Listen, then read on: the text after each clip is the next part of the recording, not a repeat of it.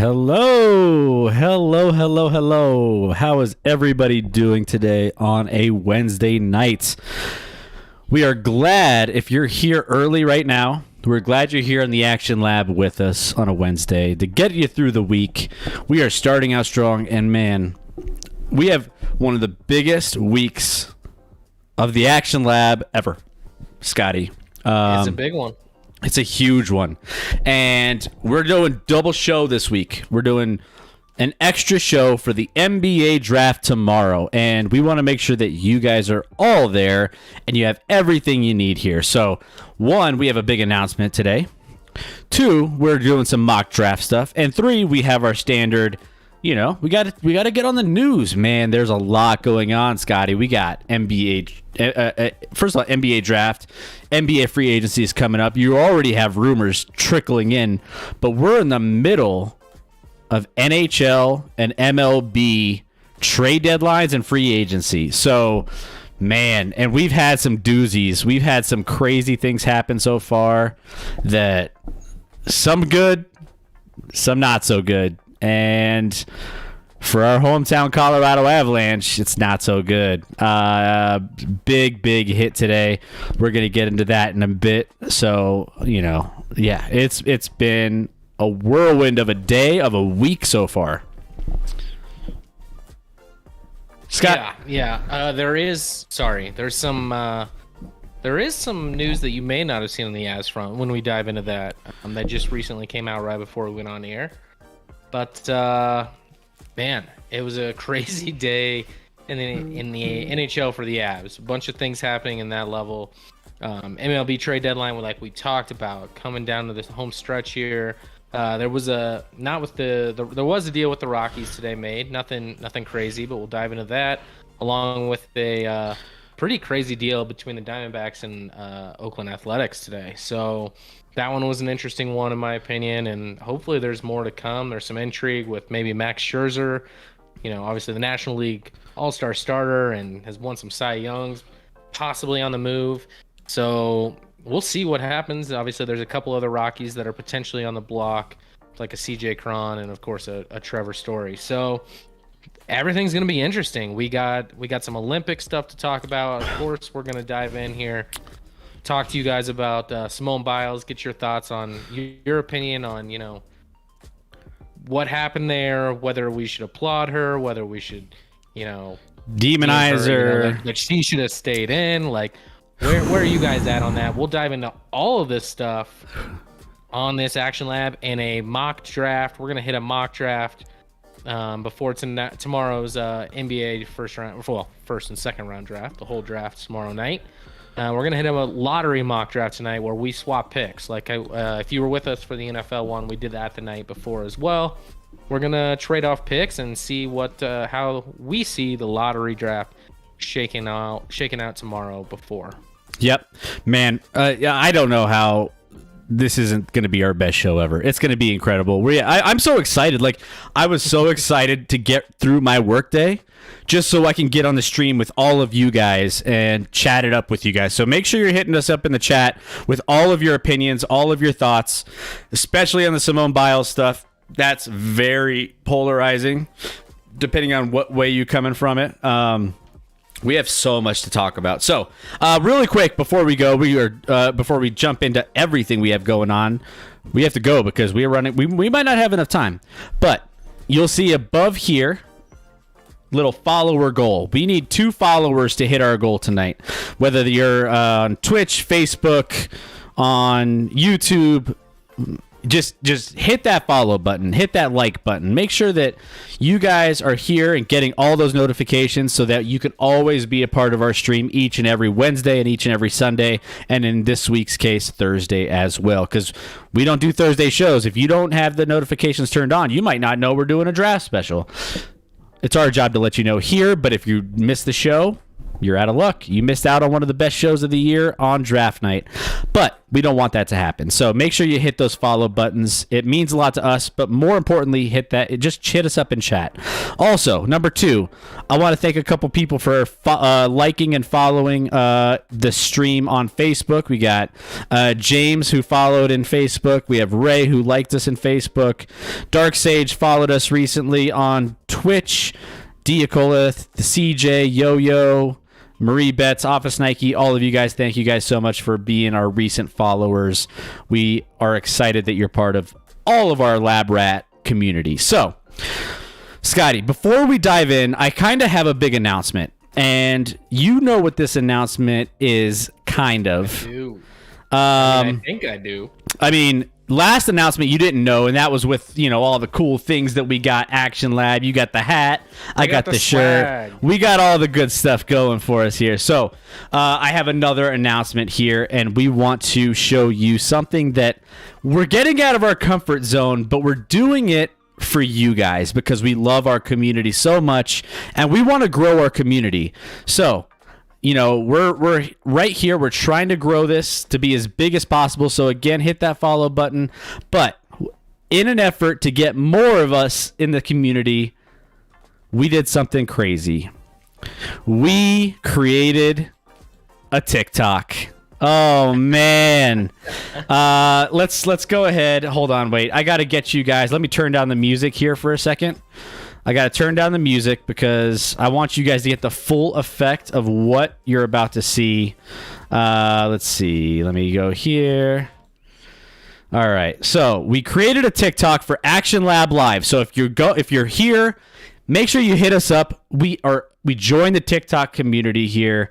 This is not something that I've ever thought I would ever do. And hey, you know what? We just had to get it going. We just had to make it happen. So let me go ahead. I'll pull this up here, and we're gonna just see. Here we go. Chris rocking some dance moves here. And for those of you that don't do TikTok, this is one of the it's a new trend. Trending things out there. One of the trends is this little dance move here. This little ditty. And that's for the older crowd. Yeah, I didn't know this was happening, and then Chris showed it to me, and I watched it a bunch of times, laughing my ass off because it's entertaining. He did a good job with it. This is my first ever trial run at a TikTok, so I hope you guys enjoy it. Ella Cola in chat. Oh boy, TikTok boys. We're going to be hitting you with the content, guys, and we hope you guys do too. So far, guys, we've had a great response. As of right now, I don't know if Scott, if you're looking at it, but we have, I think, we're approaching 13 or 14 followers, maybe. I don't know. And you made this today. 14. Yeah, 14 followers. 71 likes and almost 400 plays. Let's keep this going, guys. Let's keep it rolling here. So big announcement for you guys. We wanted to share it with you because, of course, this is something that we are trying to make this channel bigger and better each and every week. So this is our attempt, and we hope you enjoy all of the funny, all the crazy. When there's crazy things happening in the world, we're going to throw it out there on TikTok. We're going to hit it up on social media. We're doing a better job at that moving forward, and we promise you that. So thank you guys so much for being a part of our community. We don't do these things unless you guys are part of it, so it makes us that much more special. Hit us up on... We got to add that to our screen here, Scotty. TikTok. I was gonna say we got to add the TikTok on here. It's already blowing up, unlike any of our our Twitter or Instagram accounts. So TikTok's apparently where it's at. So that might be the spot to go for even the most content.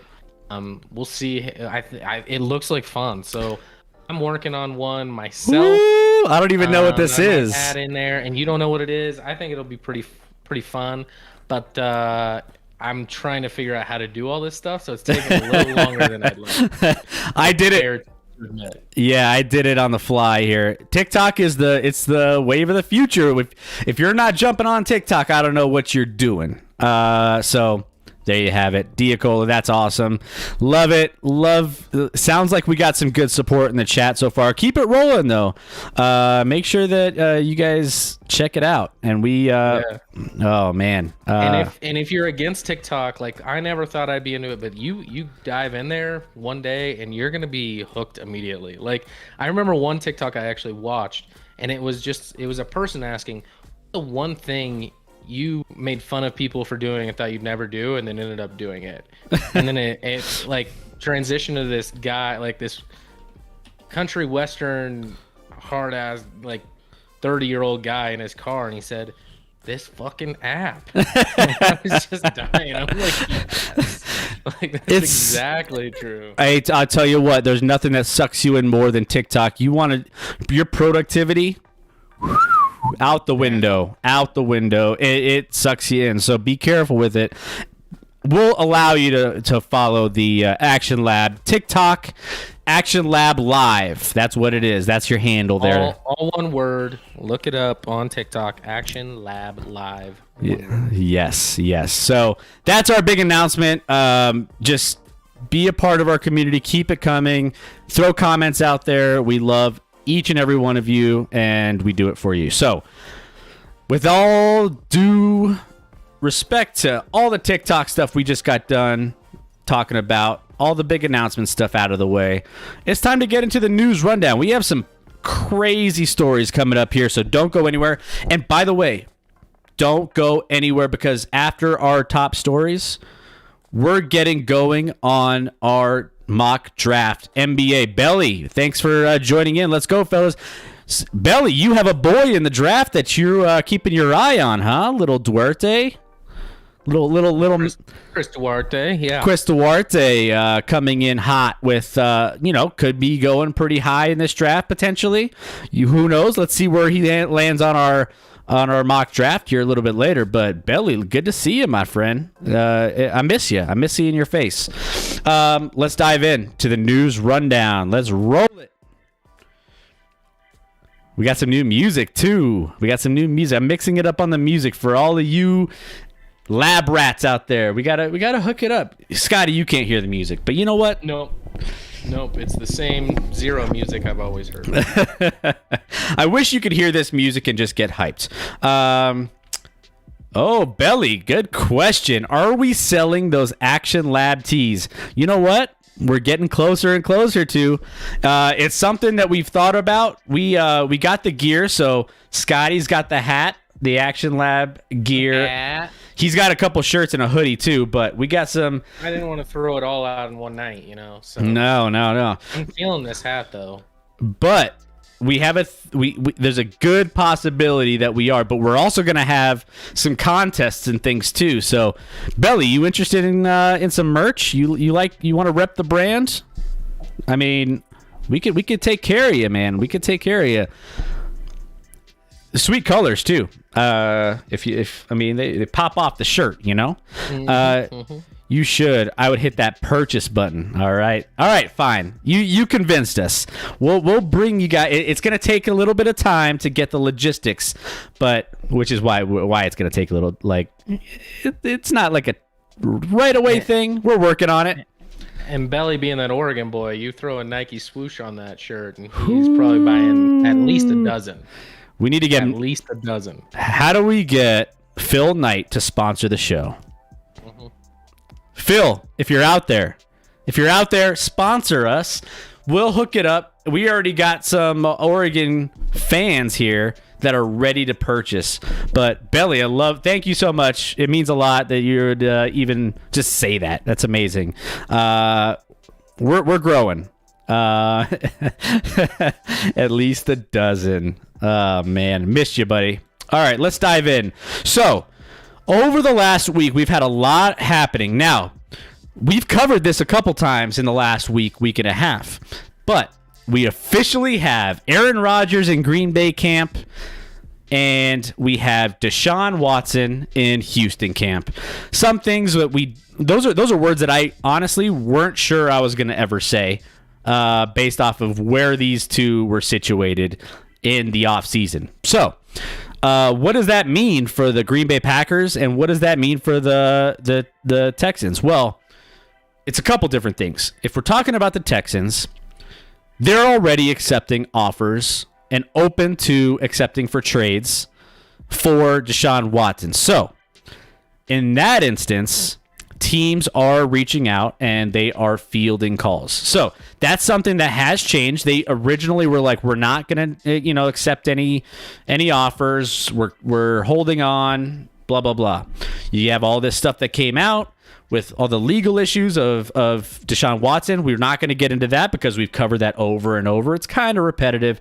It's not really something that, well, it does play a little bit of a role because he's going to be most likely suspended if he gets traded to another team, if he decides to, depending on what happens with his legal matters. But on the other end of the spectrum, you have Green Bay Packers, who ended up getting Aaron Rodgers for this year, signing him, and potential to leave at the end of this season to go wherever at that point. So you got a couple locker rooms here that are in a weird place with their camp. We talked about this last stream, but Scotty, I mean, if you're in the Green Bay Packers camp, and there was a press conference today, by the way, with Aaron Rodgers, and he's getting rave reviews for how he handled this press conference from Twitter and some of the folks around the Twitterverse, saying that he handled this. He was honest. He was straightforward with people. First of all, Scotty, what did you think of it? And second of all, you know, if you're in that locker room, I mean, obviously you have a chance now. Aaron Rodgers is one of the best quarterbacks in the NFL. He's coming back to the Green Bay Packers, to a team that perennially makes it to, for the most part, the NFC Championship, or has those aspirations, if not a Super Bowl. But they just have that choke factor, as, you know, they got that Reggie Miller, you know, going on. And Scotty, what do you think? First of all, what does this do for the Packers? Second of all, if you're a teammate of Aaron Rodgers, what does this do for you in the locker room? Yeah, I mean, we kind of touched on it before, and the press conference was gold today. Like, it was really entertaining to listen to what Aaron had to say, but everything he said, I wasn't surprised by, and it only confirmed what I believed before going in. And yes, he was very honest, very forthright, said his opinion, but he came off as a pompous asshole. Like, he's just like, I should be in these conversations, and he comes off like he's always the smartest guy in the room. So, while yes, I don't disagree that sometimes when you have these generational talents like Aaron Rodgers, or in basketball like, you know, LeBron James or things like that, you discuss personnel things with that player. But with Aaron Rodgers, I just have to imagine that the management feels like he claims that he just wants to know their side of things and to say his side of things. BS. He wants his side to go through. He thinks he's smarter than the GM. And from a GM's vantage point, it's got to be frustrating to, like, hear this and this guy just being like, I know what I'm doing, you don't know what you're doing. Like, he just comes off like he's better than everyone all the time. We've talked about his family issues. He's apparently too good for his family. You know, some of the things he said, like I said, were true. He said things like, you know, if you can't commit to me past 2021, which maybe they haven't, and I'm not part of the recruiting process and free agency, if I'm not part of the future, then instead of being a lame duck quarterback, let me move forward. Totally valid points. But at the same time, I think he's to blame for not being more involved in those conversations, because he comes off arrogant and just not like he's intently trying to understand their side of things. He wants them to know his side of things and why he's right. That's why he wants to be Jeopardy host, because he thinks he's the smartest man alive. Like, even like the words he chooses, because he talks so slowly. The words he chooses, I think, at times in press conferences and when he's on TV, are just purposely to, like, hey, I'm just trying to remind you I'm smarter than you. Yeah, and go ahead. No, it's kind of sad from a Broncos standpoint, obviously, but obviously we weren't banking on this from the beginning. Well, we kind of were, but kind of weren't. Like, obviously we were putting a lot of stake into what we have here, but I mean, it's kind of bittersweet, you know, like you just really wanted him to come here, but at the same time, it's like, all right, we know what we got here in Denver now, and we can move forward knowing we're putting stock into two guys that we have on our roster now. We can concentrate on that, no more distractions. So from that standpoint, it's great. But as far as Aaron Rodgers goes, man, I mean, where do you see this going next year at the end of the year? I don't think I see him with Green Bay again going through this. I think, at that point, he's looking to move on. He's over the situation. He's getting his year out of the way, and he's moving on from that point. Yeah, I actually read something about how this agreement they're coming to where he has freedom after this year probably isn't worth the piece of paper it's not being written on. So I still think Green Bay is going to have a lot of control after this year, whether Aaron Rodgers likes it or not. Could it be the end? It could be. It could be. Do I think Aaron Rodgers is going to have a year like he did last season? Probably not. Like, obviously, he was MVP of the league. Based off of the, few prior seasons to that, where he didn't play remotely close to that level, if I'm being honest. And the year prior, he was, I don't even know if he was a top 10 quarterback in the league. So it'll be interesting to see. I don't know. I could easily see him moving on, but I think everyone's just thinking he has control to do what he wants after this year. I don't think that's going to be the case. Yeah. We'll see. And you said the Bronco fans didn't put all their eggs in this basket, which is true. However, one of the top 5 bets at one of the major sports books in Vegas was on there's been, of the top 5 teams that have been bet on to win the Super Bowl, the Broncos were, I think, 3rd or 4th in that. So those were people that were basically betting on Aaron Rodgers being a Bronco and getting good odds on them to win the Super Bowl if and when that happens. So now those bets are, you might as well just light that bet, burn that on fire. Yeah. No, I actually didn't think about that until you just mentioned it. And that's kind of crazy considering Broncos launched up those Vegas odds to win the Super Bowl instantly. This was draft weekend when this all came out. This NFL draft has been over for a while, and this has been kind of in flux, trying to figure out what's happening. Man, those tickets, if you bet big, sorry, Broncos fans. Sorry. Those tickets are gone. Those tickets aren't going anywhere. Now, you could maybe play some bets on some, side things for the Broncos. Maybe a playoff run, maybe get some decent odds, but that Super Bowl contention, nope, that's gone. As far as Deshaun Watson goes, there's still, who knows what's going to happen with that, but Scotty, what do you think happens with Deshaun Watson now that obviously he has a lot of circumstances on the sidelines that he's taking care of, but does he get moved? Obviously they're accepting trades. Right now the Texans' reported asking price is a combination of 5 high draft picks and starting caliber players. So that's likely literally maybe 3 first rounders, a second or maybe a third, and then a starting caliber, probably defensive player. That's a large asking price when you look at Deshaun Watson's current situation with the legal process and all these civil suits and a lot of reports of some nefarious things going on. So I think obviously the Texans, start high. If they're going to hold on to this 5 high draft picks or starting caliber players, he's not going to move because the team can't take that risk. That's a huge risk for something that is pretty unknown. And let's be honest, maybe the story gets worse. Maybe there's more out there even. So unless they do clear homework and think he's going to be cleared, you can't give up 5 high picks or starting players. You just can't. So someone will have to meet in the middle. We'll see if that happens. We kind of mentioned before, we mentioned Philly. I still don't think Carolina's out of the picture. And there's one other team that I'm drawing a blank on that I would think about as well. But outside of that, maybe Washington. I don't know. Washington is going with my boy this year, Fitzmagic, but they still don't have a long-term option that's real solid for them. So. Yeah, it'll be interesting. No team's going to mortgage their future. They're going to have to come off some of that a little bit to meet some other teams halfway.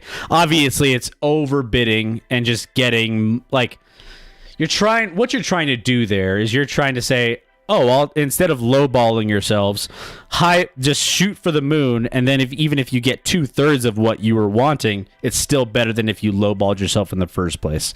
So I think that's what they're doing, and hopefully it pans out for them, and if that's the case. But there's a lot of baggage. You want to talk about girlfriends out there or boyfriends with a bunch of baggage?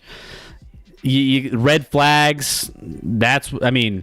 Sure, they're pretty. Sure, they're good looking. That doesn't mean they don't come with stress and hardships. So that's what we're at. Local Denver fans, I've heard, they're not interested or really going to pursue it until there's a lot more figured out with the legal proceedings and whatnot before they would be interested in pursuing that as an option. And I've heard, from not great sources, just players and friends, that supposedly Deshaun is really, really interested in Denver. That doesn't mean he's going to be here. There's a lot that goes into that. So just a heads up there. But we got another story here that we want to get to, and that is the Simone Biles story. Now, this is a polarizing story in a lot of instances because Simone Biles, going into she's a defending Olympic champion, withdrew from Thursday's individual all-around competition at the Tokyo Games to focus on mental well-being. Now, initially, everyone was like, oh, it's an injury. There's something going on with her. And, what's the injury? What's going on? Well, it ended up being not an injury and something more of just like she just took herself out of the competition based off of mental health reasons. Now, Twitter's been blowing up about this. Facebook people are all over the place. I had friends that are on both sides of the fence. You want to talk about something as super polarizing? This is one of those things that has really separated. I saw one video on TikTok. Now, hey, by the way, TikTok, we're on TikTok now. That's our big announcement. We showed that in the beginning. TikTok. Anyways, there's some TikTok people out there that have their opinions as well about mental health and prioritizing that versus leaving your team high and dry, and you knew what you were getting into and this and that. With this, she, as of today, I believe, took her name out of the individual as well. So she is not going to compete in the individual gymnastics competition either. So pretty much, it sounds like from the look of it that this is kind of done. Like she's done for the Olympics until we hear further notice or until she comes back and she's feeling a little bit better. But she's 24 years old, came to Tokyo, arguably the face of the games. Like she's labeled maybe around certain circles and maybe by herself the GOAT, and one of the most iconic figures since Michael Phelps, Usain Bolt. Like those are big names and she's up there with those. We got a couple in chat. Gotta prioritize mental health. Ella Cola, proud of her, so much courage, fighting so much stigma. Yeah, totally, I get it. And there's a lot of people that are praising her and giving her a lot of love for this. So, Scotty, I want to give you my initial reaction, and then I want to give you where I'm at now. Now, my initial reaction was, when I found out it was for mental health reasons, I was like, you know what? I feel like I immediately thought of like athletes who are hate going to the press conference after the game, and they just, whatever. They're like, I don't want to answer your questions. Well, when you signed up to play in your sport, that's part of the job, is to answer questions after games and talk with the media. Like, you knew what you were getting into. So for me, when I saw this, I was like, the pressures of going into an Olympics. You've done it before. You know what's expected. So what's different now? Now, obviously, it's been a tough year. COVID, is what she mentioned as well, has been on her mind, and then playing or performing in front of no fans, so on and so forth, has been an issue as well. And so there's a lot that goes into that. So initially I was like, like, you know what you're getting into. But then the more I thought about it, I took a step back and I was like, mental health. So part of this was during one of her previous routines on the vaults, she really lost herself in the air. She landed she actually landed it, which was insane. But she didn't even get close to the move that she was trying to perform on the vault.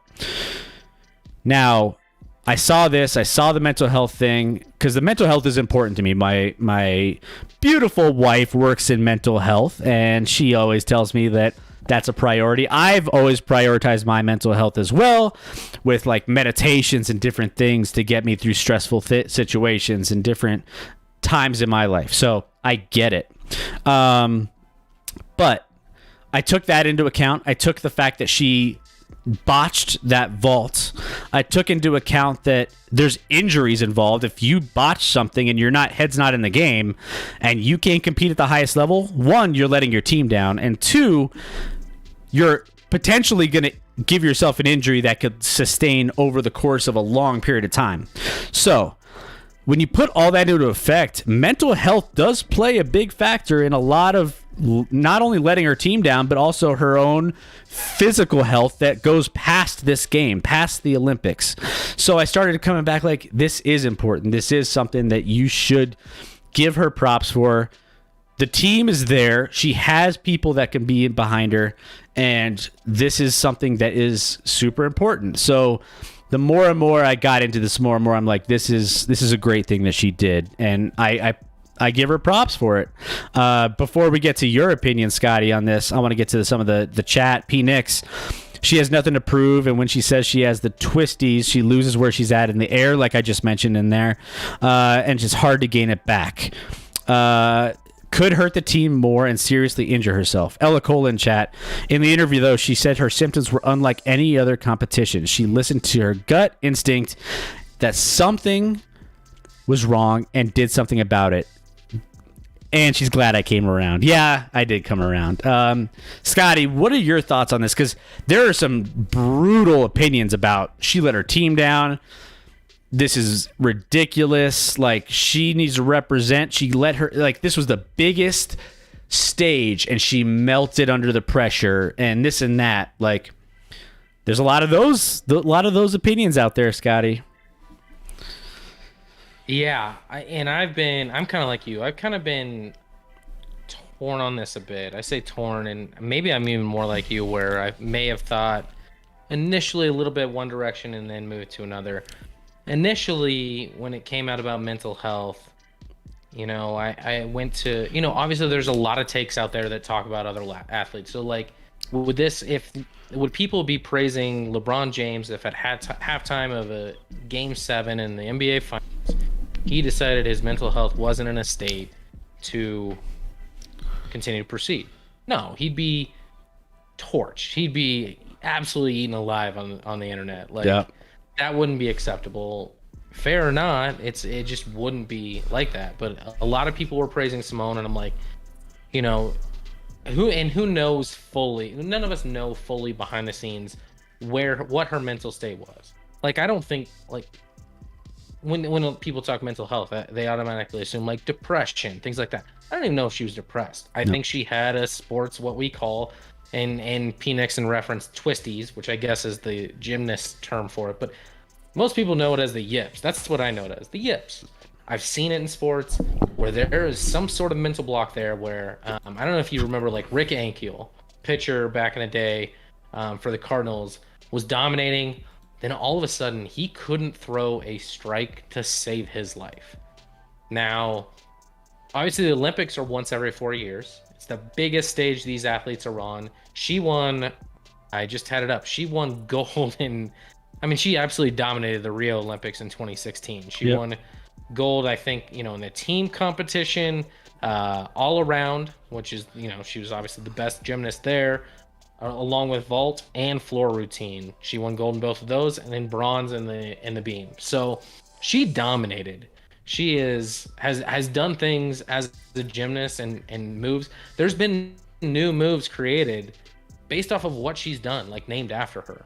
So things that no other gymnast has ever done before. But this is obviously some people look at it like this is you worked 4 years for this, and athletes should be mentally strong, and you got to teach yourself to like get through it.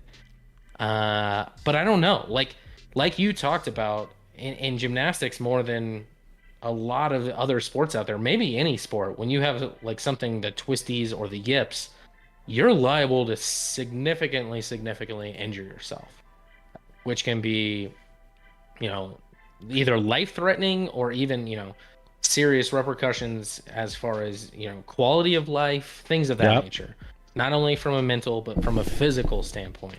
So that's where I think it differentiates. I think, you know, maybe she felt like what she was doing was in the best interest of the team, knowing that she wasn't at a level where she felt comfortable or was able to compete or was going to be at her highest level. So listen, no one wanted to see this happen. No one's excited about it. While initially I was kind of like, you know, tough it out. This is what you've worked for. Why did you give it up? You know, like don't give up everything you've worked so hard for your whole life.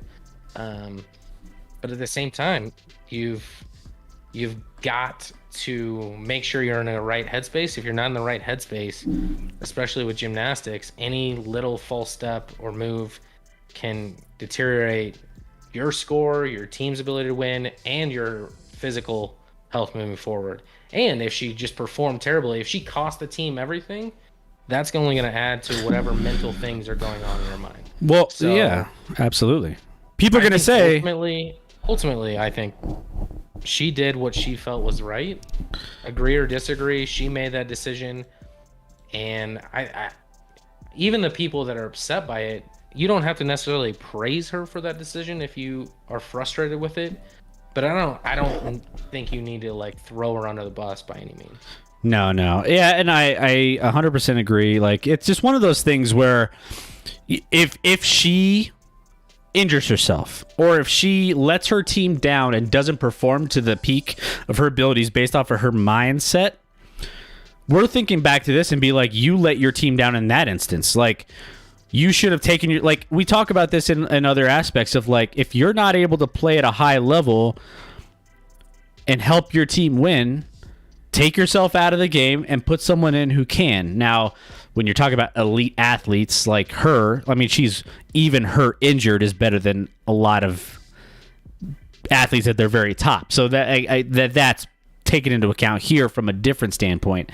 However, like, that's huge though. I mean, that makes such a big difference in just what she is to her team. Now, on the flip side, this also gives an opportunity for someone to make a name for themselves in this Olympics with the spotlight on them, right?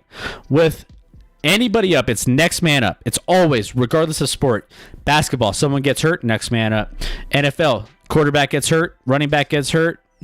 Von Miller, Broncos gets hurt, next man up. Well, it's the next person up on that team, and it's your turn. If you're looking to be the next Simone Biles, if you're looking to make a name for yourself, put yourself on a 30 for 30, and you come back and you win this for your team, that's your opportunity.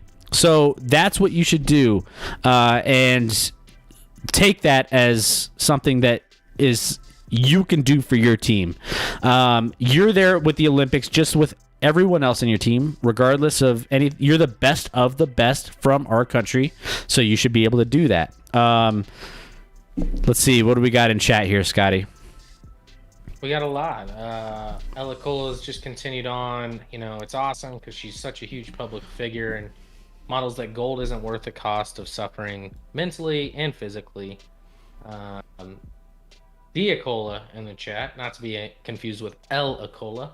The team was fine without her performance. Kudos for putting your team first and herself. So, seems like most people, at least in our chat, agree for the most part. You know, agree in the sense that, like, you know, she did what she needed to do. Not everyone has to understand it because people are different. So not everyone's going to understand that mentality because they have a do it at all cost mentality. And I'm not saying that's wrong outside of because that's what they know to do. But for some people, that's at a sacrifice of your mental health. Others maybe work through it and get through it to prove that and that improves their mental health. Is showing that they persevered and got through it. There's a lot of different directions people can take. Nothing right or wrong, but like I said, she made the right decision, in our opinion, it sounds like, for herself and the team. Yeah. People say the big criticism is that she let her team down. Actually, it's quite the opposite. She might have helped her team as much as she could, because her performing at the level that she may not have performed at may have let them down even more. So putting a healthy body in there that can do some crazy good things from our team, she actually helped her team, as Diacola said in the chat. So big ups. And for those who haven't experienced mental health or like anxiety, I deal with anxiety on occasion. I deal with that once in a while. Like, it can take its toll, and it can really affect you just day to day. Not to mention if you're doing 10 flips in the air and whatever else you're trying to concentrate on while dealing with mental illness. Or mental health, I guess. So good for her. That's where we stand on it. But there you have it. So if you have some opinions on this, go ahead and leave it in the chat. But let's move on to the next one here. And that is big news that say it ain't so. Scotty, you were against this the last time this popped up on our previous show, and it has come to fruition. It's looking like that this may be an all foregone conclusion that Texas and Oklahoma could make their move to the SEC official in a matter of weeks.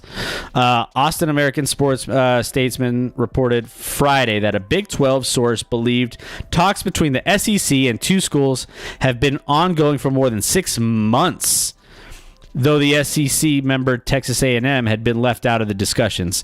SEC source told ESPN Heather Dinrich that it's inaccurate that A&M was left out of the conversation. However, this is something that is the Big 12 told, a couple sources that they officially expressed their desire to leave the Big 12. Man, this would just destroy what was left of the Big 12. It's not even a big conference anymore if this happens, and it looks like it will. Phoenix in the chat, what are the Jayhawks going to do? Your poor Jayhawks. Man, this is a crazy move, power move. This is very similar to what we kind of saw and the kind of some of the feelings we're getting, right, from the European tournament that or the league that they were trying to put together. Everything's going to the SEC. They're trying to build this super conference, and right now it looks like they're succeeding. Yeah, I'm going to admit something that I don't admit very often at all. I was dead wrong on this one. On Sunday, I was talking about how I thought this was mostly posturing. I didn't think it would happen. Maybe I was in denial because I didn't want it to happen. As P. Nixon talks about, for my Jayhawks, I didn't want this to happen.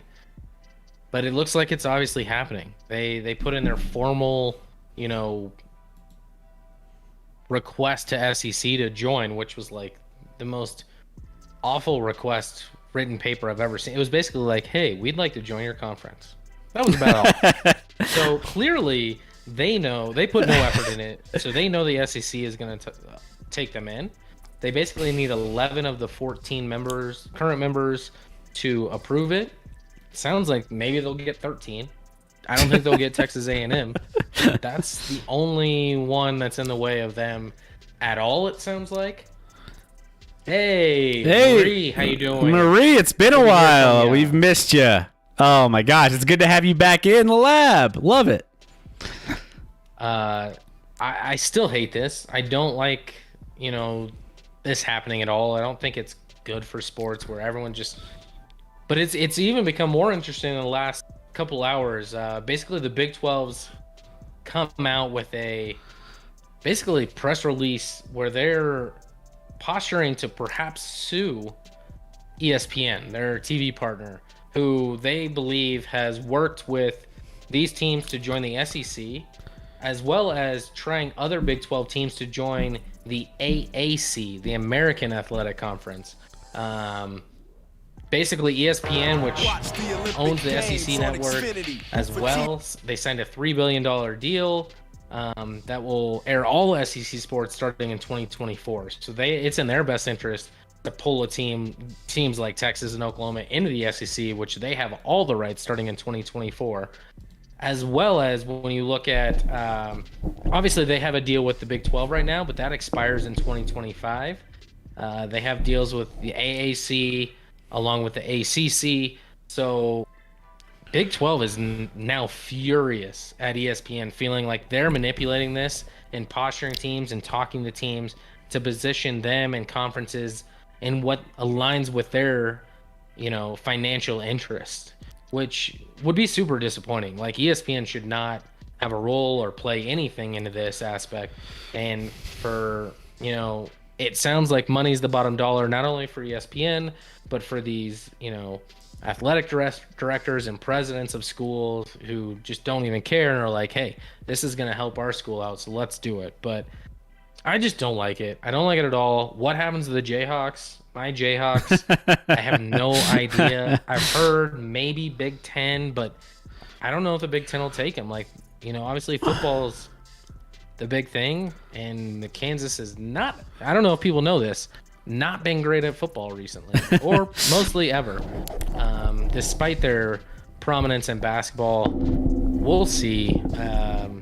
But now the Big 12 is going to be down to 8 without their top 2 teams and universities. So I don't know how they keep that alive. So they're going to have to figure something out. But this is all kind of depressing to me. Yeah, no, I'm with you, Marie in chat. I'm a slacker. How are you? We're great, Marie. We have our big NBA draft special tomorrow, so we hope you're part of it. If you love the NBA, that's where it's at. But I saw you noticed you changed your screen name. So what's the story behind that? But you're also asking, do you see the network TV taking over? P. Nix in the chat, college super conferences would be terrible, but it looks inevitable. Yeah, from that standpoint, I'm not sure how this works because the Big 12 is not what it used to be. And I've seen rumors of talks of teams going to the Pac-12 now and trying to jump ship to the conferences that they feel are going to be best for them. I don't know. It's going to be interesting to see because this is the first domino to fall, and it's only going to continue to get more and more crazy with, there may not be a Big 12 anymore based off of if this keeps going the way it's going, they might just divvy up those teams and put them in different spots, and who knows what you're ending up with. But this is crazy. This is on par with what the European League was trying to do with those soccer leagues over there, and they put a stop to that real quick. To Phoenix's comment there, super conferences would be terrible, and Europe decided it was, and it might be our time to be like, all right, do we want to just only see the SEC be good in college football? I also read that there were talks about perhaps having like expanding to a 12-team playoff in college football from the 4 it is now, things like that. Now with this expansion, a lot of commissioners of different conferences and presidents and ADs kind of want to put the brakes on that a little bit until everything realigns. So as a fan, we're putting the brakes on something that I think would be super entertaining. I think 12 actually makes a ton of sense. I always thought 16 was probably too many. I thought 8 might work, but 12 really rewards those top 4 teams still. So I like that, where they would get a bye, 5 through 12 play, and then you move on from there. So I hate to see that be put on like the back burner because of all this realignment and what's going to happen with that and how you negotiate what teams make that top 12 when you don't even know what teams are playing in what conference and where all these guys are going. There's still some good football programs in the Big 12. Oklahoma State's been pretty strong. TCU, Texas Tech, Baylor, all pretty solid programs. Iowa State's been on the climb recently, and Kansas State's had its ups and downs and been pretty solid throughout. So there's some good football programs still in the Big 12. I don't know why the Big 12 is the conference that everyone chooses to leave. Like, no one else really leaves, like, somewhat, but the Big 12 obviously lost A&M, they lost Missouri, they lost Nebraska, they lost Colorado, like, and now they're losing Oklahoma and Texas. So they just seem to be the conference that just gets shit on left and right, unfortunately. Yeah. No, it's going to be crazy. Marie in chat, my name is Marie D in the 72 for a birth year because people didn't get the BTTRS part. Okay, all right. Fair enough. Love it. Love it. Well, we're glad that you're jumping on an evening stream with us. I know I see you in the sports radio altitude all the time, and I'm in there in the mornings listening on and chatting here and there, but it's good to have you back here on the Action Lab. We've missed you quite a bit every Wednesday and every Sunday, so glad to have you back. So, yeah, we'll see how this ends up playing out with the SEC. Man, it's a monopoly. It's what it is. It's what it's headed towards, so it is what it is, but there's no stopping this SEC train from rolling. It's all about the money. It's all about the money, and that's what, I mean, I'm telling you, man, like, it's just getting worse and worse. It's crazy. We'll have more updates on this as we move forward with more and more on the transition to the SEC. But let's go on to, we have a lot of trades. This is the Major League Baseball trade deadline, and there's some big moves here. We locally are looking at Trevor Story and potential spots of where he might land, but who knows? This is going to be a crazy one. So we're going to cover a little bit of some of the major eye-opening trades that took place. One most recently, Joey Gallo to the Yankees from the Rangers, so that's a big one. That we'll talk about that one. Diamondbacks and infielder Eduardo Escobar to the Brewers. Let's see, what do we got here? One of the biggest trades of the day, let me find it here, ended up being the Marlins trade of Sterling Marte to the A's for left-handed pitcher Jesus Luzardo. So that's a big one for both of those teams. So yeah, a lot of trades going down. We're still keeping an eye out to see if something happens with Trevor Story here in Colorado and what that means for the team that may get him, or if he stays with us, and what that means moving forward for us.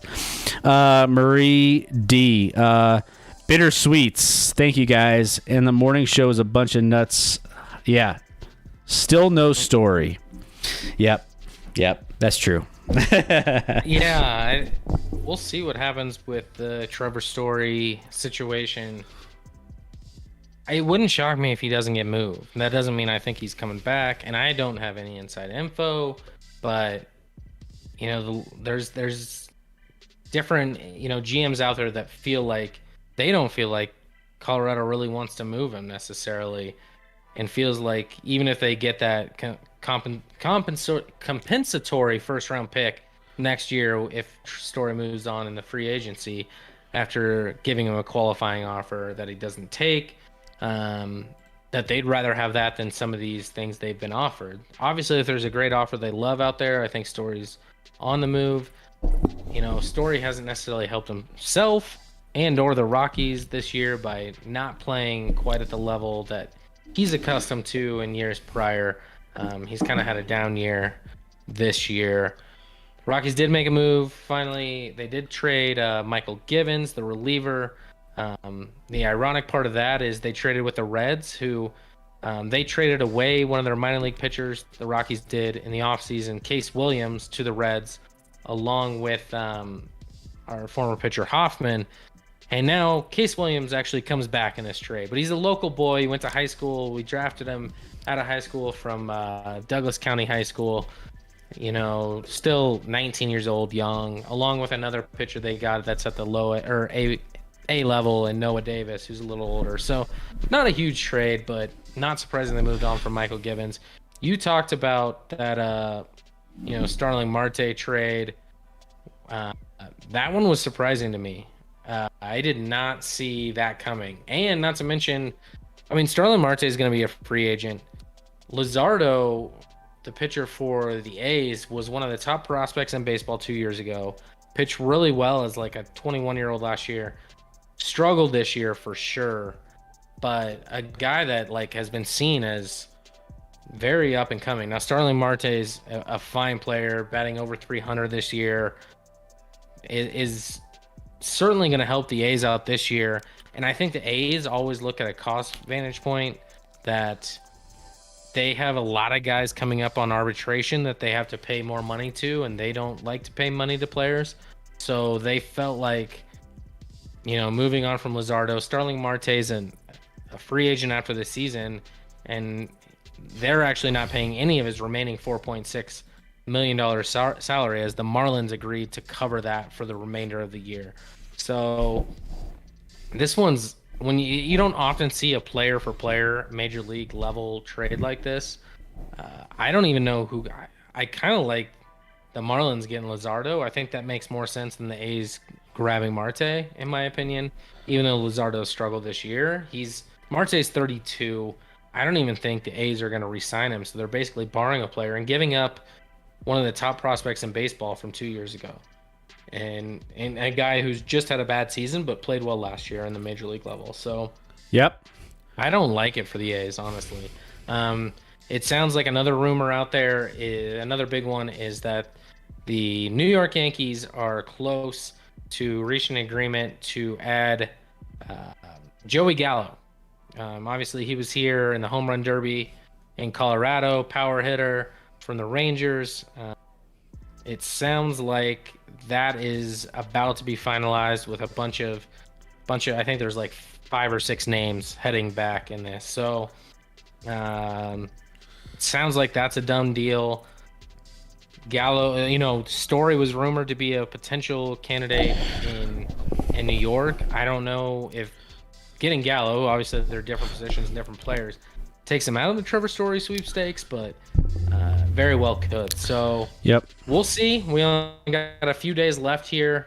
They got him. Giants. Who got him? Marie? Yeah, from what I can tell, I think it was, so Gallo went to the Yankees from that trade, but I may, unless something popped up. So right now, Gallo to Yankees. Yeah, you're right.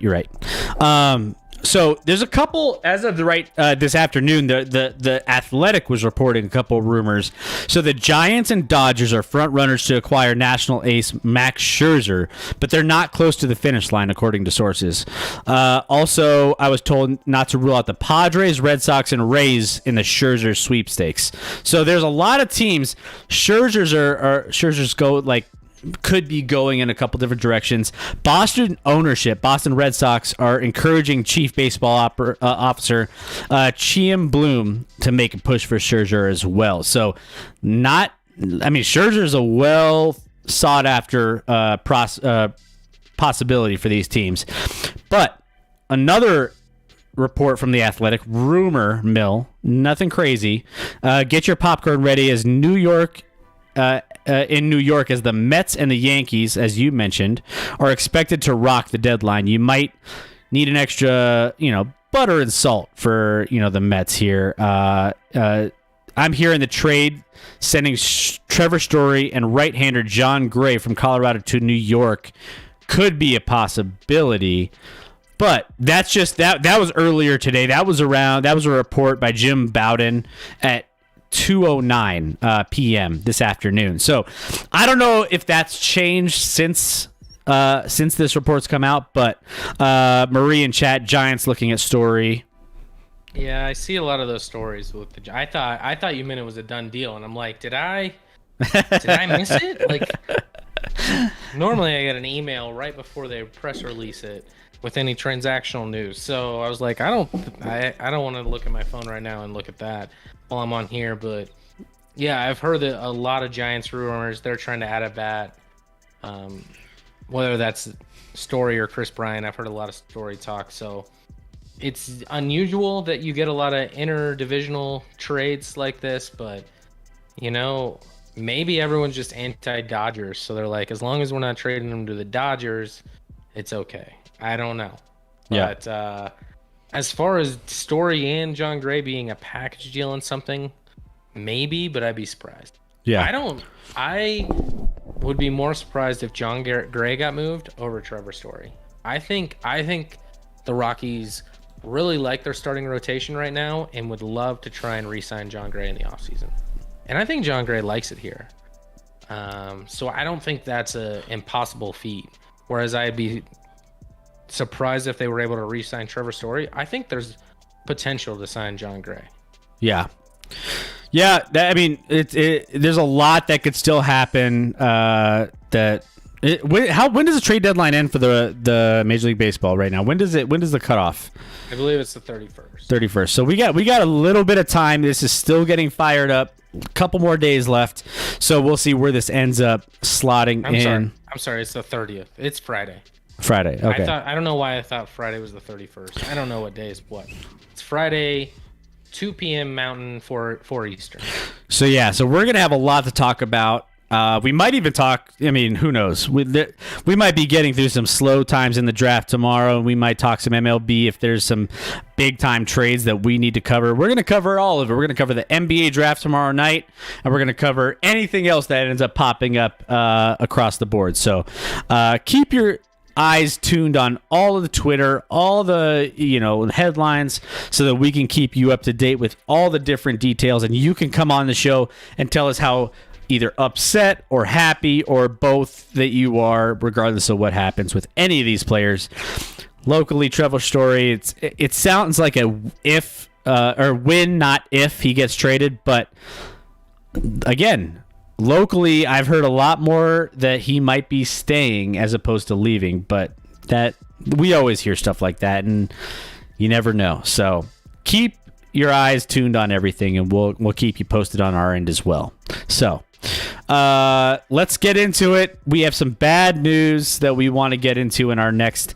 We got a lot of movement in baseball, but we also got a lot of movement in NHL, and that means, unfortunately for us Avalanche fans, we lost Gruby. Grubauer is gone, unfortunately. This is a huge hit for the Colorado Avalanche. Now, this is a team that was slotted to be last season's favorite to win the Stanley Cup and next season's favorite to win the Stanley Cup. And this takes a hit. I mean, I haven't seen the odds, Scotty, since the trade, or since he's moved on. By the way, if you haven't noticed, one of the best goaltenders in the NHL has left Colorado to go to the Seattle Kraken. And man, these expansion teams are just killing us. These expansion teams. Vegas, now the Kraken. This wasn't even on my radar. I never once for a second thought that Grubauer wouldn't be back. There wasn't a lot of rumors out there that he wouldn't be. I mean, they obviously they put him on the exempt list so the Kraken could pick him in the what? And weren't able to come. I mean, he was a free agent. Apparently, he was ready to get some money and wanted to get paid. Obviously, as we talked about and as Marie just said, at least we kept Landy, so I'm sad, but we'll live through it. Landeskog I love, and I'm happy we re-signed him, which was a far bigger rumor that we weren't going to hold on to Landeskog. Yeah. He got an 8-year, $56 million deal. Happy for him.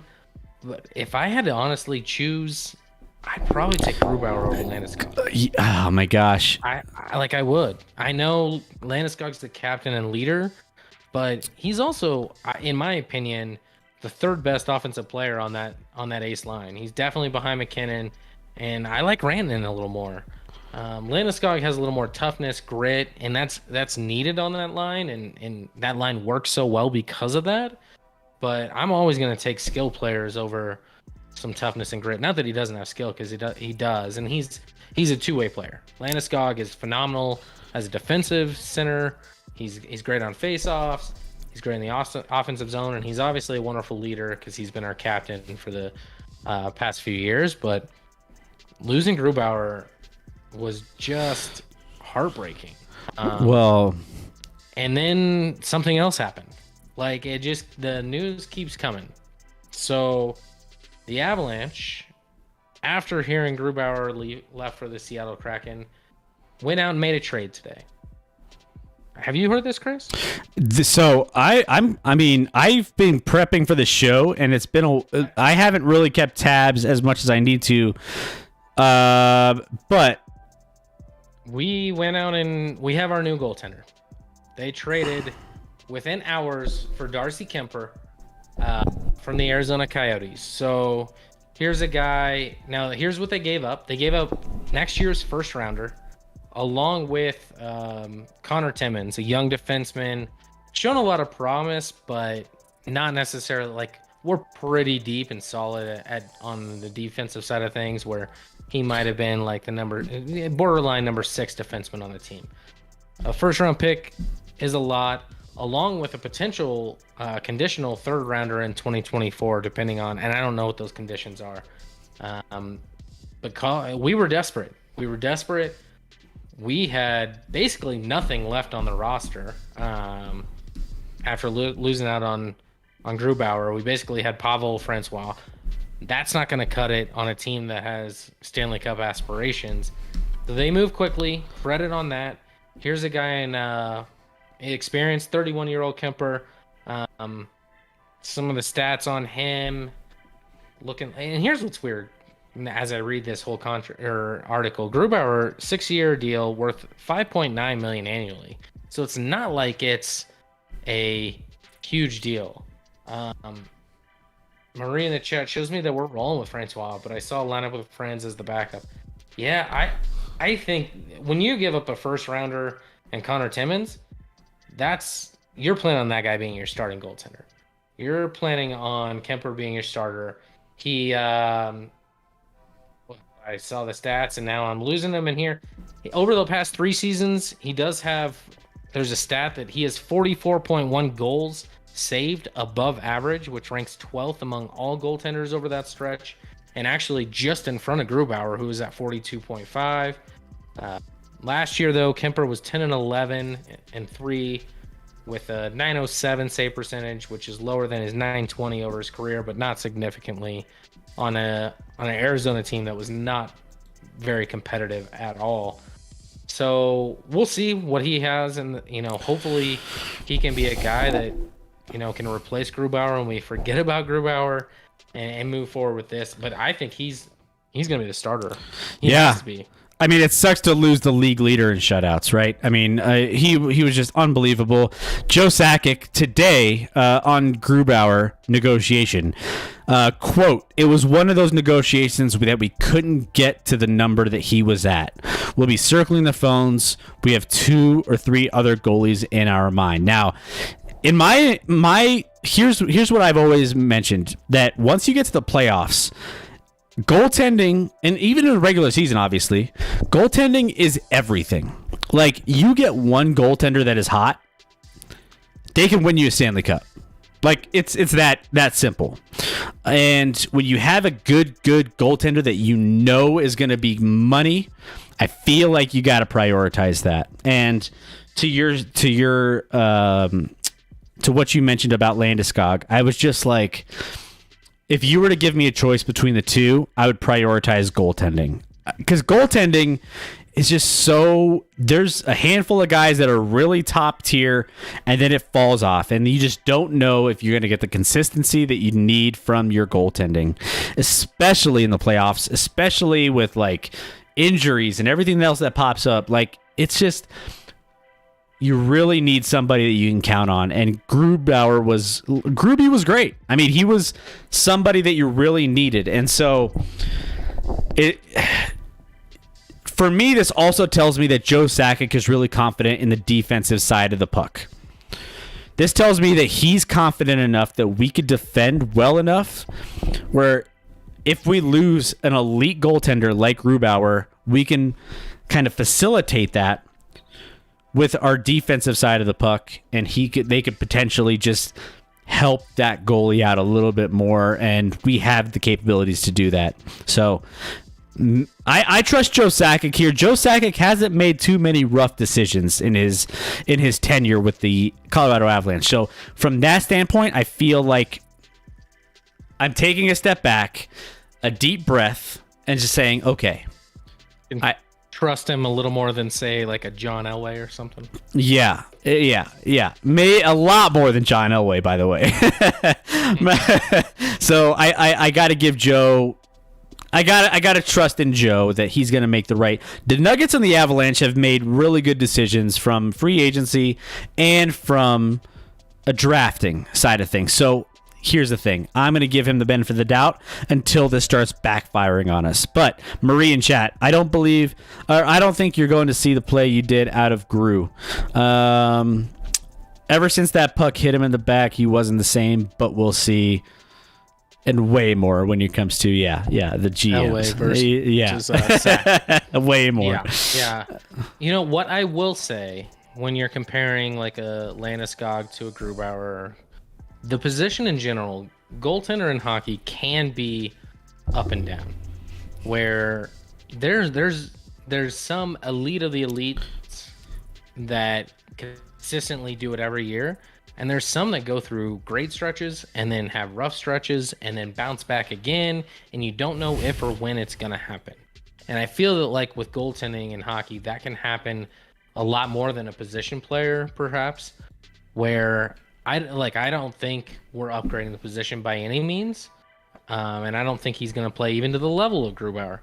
But I don't think you can rule it out in the sense that sometimes like a change of scenery or something happens where, I don't know, goaltenders, maybe they get the yips. I don't know. But you see it a lot where like a goaltender performs really poorly in a year, moves to a new team, and then all of a sudden plays like out of his mind that next season or in their postseason run. You talk about hot goaltending in the postseason.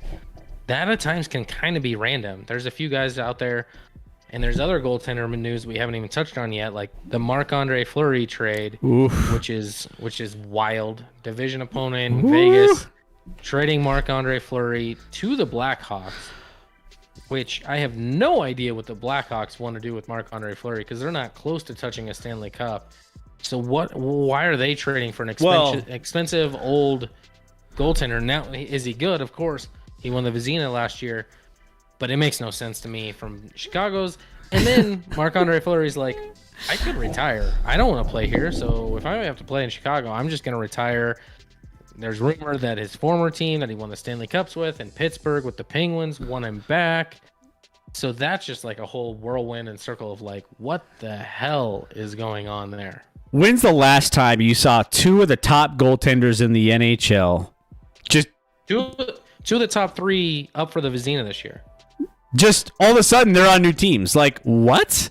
What? That's like Aaron Rodgers and Tom Brady, two of the top three in the, or should I say it, Patrick Mahomes? No, he's number one, right?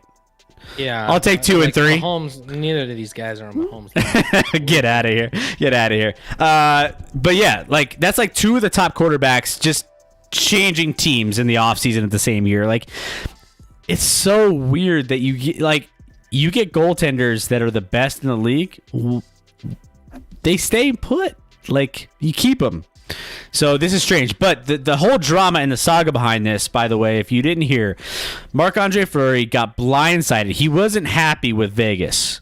He wasn't happy that they shipped him over to the Blackhawks. Now, the Blackhawks, they're excited to get him. All of a sudden, Marc-Andre Fleury's like, I don't want to play for you. I have no desire to play for you. So now you're in a predicament. What do you do? So do you flip him? That's where Pittsburgh conversation came in. A lot of people from Pittsburgh, a lot of people across the league are interested in him. So we'll see what ends up happening with that. But that sucks for Chicago. Marie in chat, I can tell you what I want. What I want to do. All the Hawks, give them the $1 million you saved, and 2 goalies. Take Fleury. The Blackhawks, would they say? Oh well, now we added a goaltender for no reason though. There's the problem. Maybe they should have seen what happened with that. That would have made sense. Bring on a Marc-Andre Fleury for a Stanley Cup run. but he's expensive too. So he's even more expensive than what Grubauer would have cost. So I think that's a hindrance to why maybe the Avs wouldn't pursue that. I think his contract is, and I'll look it up real quick to make sure it's. I'm pretty sure it's not cheap. He signed a 3-year, $21 million deal, so he's making about $7 million a year, which is more than the 5.9 that Grubauer just got. So apparently, that's not in the budget for the Avs, unfortunately. Sucks. Marie, that's why I'm not Joe. Sure. We can make a lot of trades where we don't have to think about the money side of things. I'm sure Joe's like, let's do it. It's not even Joe holding him back. It's that whole salary cap plus ownership holding him back from doing that. Well, that's where we're at right now. So crazy things happening with NHL free agency, and we're only getting to the tip. So we've got covered baseball, we've covered hockey. Man, NBA is one of my favorite free agencies of all time. Off season's coming up here 4 days after tomorrow's draft. So we're going to be getting into it. It's going to be a lot of fun. We're going to cover that as well. So make sure you are following. Marie, I don't know if you followed with your new account, but hit that follow button. Anyone else who's here, hit that follow button. We're going to go on a quick intermission real quick before we jump into we don't go anywhere. We have our Marie, of course you did. Love it. We are going to go into our mock draft, NBA mock draft for tomorrow night, and then we're going to be covering the draft live tomorrow night on Twitch here. So make sure you are tuned in tomorrow night, but we want to make sure you know everyone who's who when it comes to the top echelon of this draft. We're going to do our lottery draft picks that we think are going to happen. So don't go anywhere. We're going to take a brief intermission, and we will be right back. Don't get out of your seat. Don't turn off your phone. Don't get off your computer. We're going to be back in less than a minute.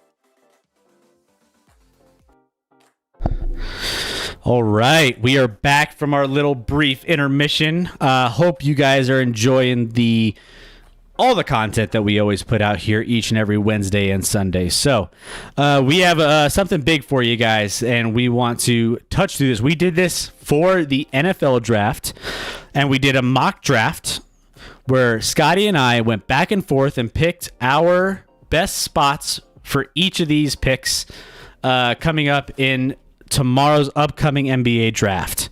So, from that standpoint, we want to go in and make sure that you guys have every bit of knowledge that you need to know who's who in this draft and what to look out for. Now, there's a lot of trades happening, potentially, with Ben Simmons is rumored out there to have some movement and make some trades potentially before tomorrow's draft. There's already been some trades with Jonas Valanciunas, who that's already been taking place, right? Tough one to say.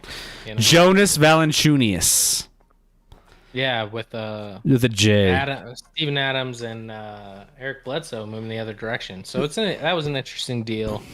I don't know who it overtly helps. I think it makes sense to spread the floor a little more if you're the Pelicans with obviously Williamson, Zion, a guy that likes to patrol the paint and kind of be that interior presence and hasn't quite got to that point where he can stretch the floor as much as you'd like. So Steven Adams didn't make a great fit for them, so this center makes a little more sense. But and it sounds like Eric Bledsoe won't even stay. Nope. With the Memphis Grizzlies, we'll see where he goes. There's a ton of trade possibilities. Like I've heard Oklahoma City Thunder throwing out Shai Gilgeous-Alexander out there to teams. Yeah, he's a very intriguing player. Obviously, we've talked about like Dame Lillard as a potential. Bradley Beal has been talked about how he's not fully happy in Washington potentially and might want to be moved. So there's some pieces out there, some big names. Seems like there's that way every year. Now these guys aren't all free agents. They're all gonna have to be traded, but it sounds like Ben Simmons has to be moved, right? Like, oh yeah, at this point, oh yeah, there's no coming back from this. So we'll see what happens. Whether that happens before or after the draft, I don't know. But I feel like he has to be on the move, and he's gone. He gone. Yeah. So, by the way, the draft tomorrow gives me my chance to bring back the best. I got my sound effects ready to go. I got my draft chime. 3, 2, 1. I hope you heard that. It was it's the draft chime that gets you excited each and every draft pick. So we're going to be rocking some draft chimes tomorrow. We're going to be hitting each and every player. We're going to be covering their best highlights, their good, their bad, whatever it is. We have a lot to talk about. Their strengths. We're going to throw out player comparisons for each of these guys, good or bad pick, how this is a fit for each team. Like, we're going to dive into everything, guys. So please join us. It's going to be a lot of fun. There's nothing like watching us live reacting to picks where we just feel like it was an awful pick, because that's the best. Because I won't hold back. When I'm live and I see a pick that's garbage, I'll let you know it's garbage. So, and we're gonna have the most comprehensive, and I challenge any other Twitch, Facebook, or YouTube stream to cover the draft better than we will tomorrow, more thorough than we will tomorrow. So just where it's at. This is the premium service you got right here in front of you, and that's at the Action Lab, giving you everything you need to know. So, Scotty, we have a draft going on right now. We're gonna pick only lottery picks here, and then we're gonna go in and try to figure out, all right, what's the best pick for each team. I got you frozen, I think. So let me unfreeze you. There we go. Sorry. Little technical difficulties here we got here. Boom. We had a good run tonight. Good run. There we go. All right. We are back. Okay. So we're going to go over these draft picks. We're not going to get to the Nuggets pick, but I want to talk about that towards the end of this because, obviously we're hometown Nuggets fans here, and we like to know obviously what they might be doing with their pick potentially. So let's dive into this and see where we land. Now, do you want to flip a coin to see who drafts first? How do you want to go about this, Scotty? Do you have a coin present? I don't. Actually, let's see. I don't have any change. Here, I don't care. I thought maybe you had like a digital coin we could flip on screen or something. I got my wallet here. Heads, tails. Okay. All right, so we'll flip it. How about heads? You go first. Tails, I go first. All right, fair enough. It is heads. It is heads. You're up. So you get the easiest pick of the draft. Okay. All right. So, first pick is on the clock at least. We have the Detroit Pistons. Now, the Detroit Pistons need a lot of things. Now, point guard, as you can tell on this list, isn't necessarily a huge need, but they could definitely upgrade here, to say the least. They really need some shooting, is kind of their biggest hindrance here.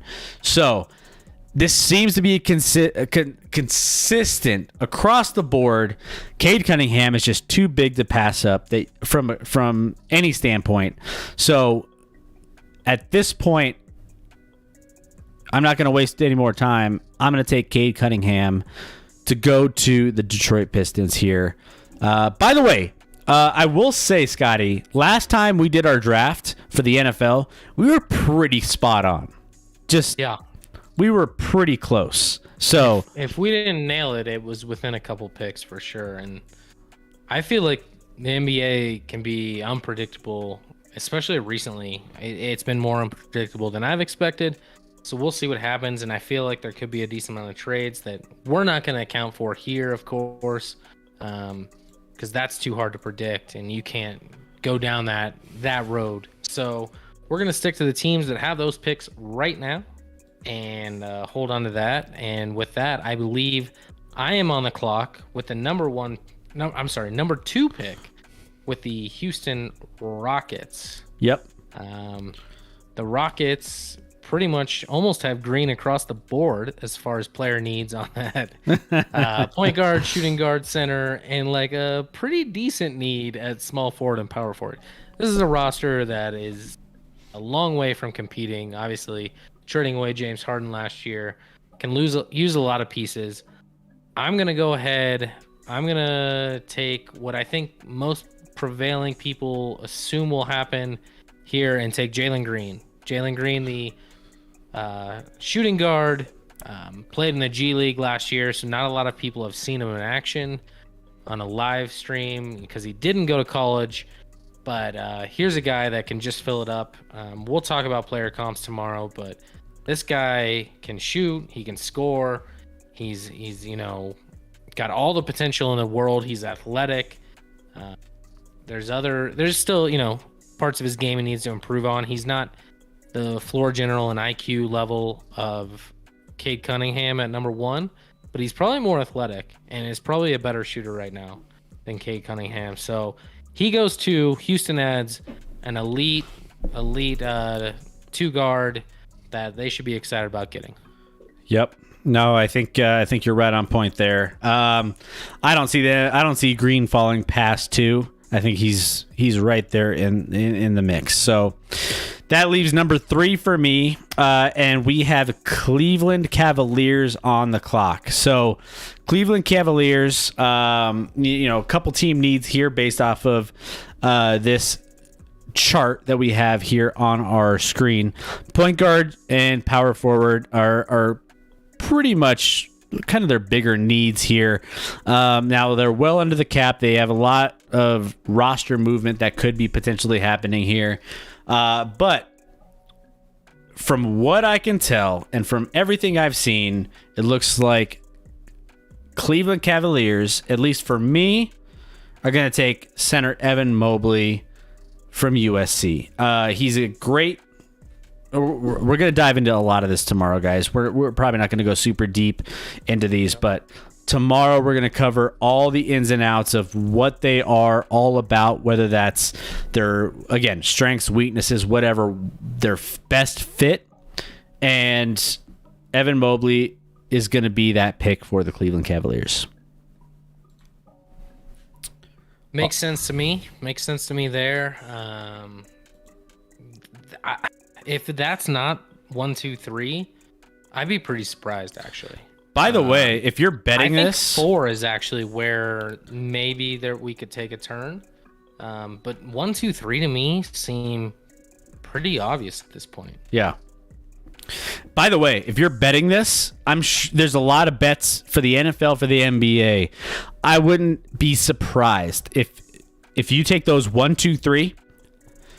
I wonder what the odds are in that. I haven't looked at FanDuel. I haven't looked at DraftKings yet, but keep an eye on that one because they have draft orders and you can pick up to however many you want in some sports books, and you can find some pretty good value on betting the top 3. So keep that in mind. Cade Cunningham, Jalen Green, and Evan Mobley. I would bet that. In that order. I would bet that. Maybe I bet that tonight just to get a little bit more value. Maybe. I don't know if it's going to change by tomorrow. Who knows? But keep an eye on that one. I'm trying to look up anything on FanDuel that might stipulate that, and I'm sure it's out there, but I don't want to waste people's time too much looking for it. But right now, you look at Cade Cunningham's like minus 6,000 to be the number 1 pick. So it's basically bet $1, you get paid out like 600 or bet $600. Wait, what? It's bet $1. I'm sorry, bet $1, get $60. Yeah. There you go. I'm sorry. So that's gonna happen. Jalen Green's a heavy favorite at minus 550 at the number 2 pick, and Evan Mobley's minus 370 with the 3rd overall. And there's no one else that has minus odds than any of those. Those are heavy favorites. And then, like I said, number 4 is where it gets a little interesting.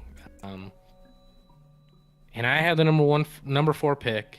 I'm gonna go ahead and with Toronto on the clock, go ahead and take Yell Boy.